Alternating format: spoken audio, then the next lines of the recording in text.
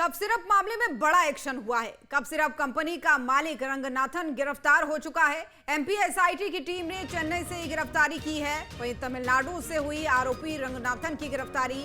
बता दें कि ट्रांजिट रिमांड पर मध्य प्रदेश लाएगी अब एसआईटी की टीम उसे। किडनी फेल होने से एक के बाद एक बच्चों की मौत हुई थी। 5 साल के बच्चे की इलाज के दौरान मौत हुई। वहीं परासिया के मयंक सूर्यवंशी की नागपुर में मौत हुई। मयंक सूर्यवंशी की मौत के साथ ही मरने वाले बच्चों की जो संख्या है वो 22 पहुंच चुकी है।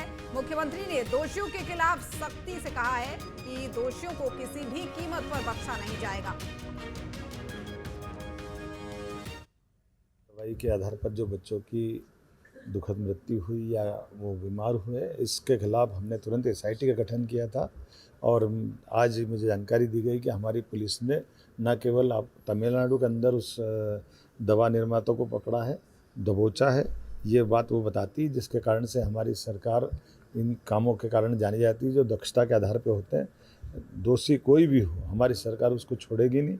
जहाँ से मिलेगा वहाँ से पकड़ के लाएंगे, उसके खिलाफ कठोर कार्रवाई करेंगे। ये हमारी सरकार का हमारी अपनी साख भी है और यशस्वी प्रधानमंत्री के आशीर्वाद से ऐसे किसी गलत काम को हम बर्दाश्त करने वाले नहीं हैं। और ख़ासकर बच्चों के लिए तो हमारे लिए मन में संवेदना भी है। कोई भी अव्यवस्था या कोई व्यवस्था में कहीं कमी पाई जाएगी, हमारी सरकार उसी प्रकार से कठोर कार्रवाई करेगी। मैं एसआईटी के गठन के समय भी मैंने बोला था और आज मैं पुनः इस बात को दोहरा रहा हूँ कि दोषी कोई भी हो, हम उसको छोड़ने वाले नहीं।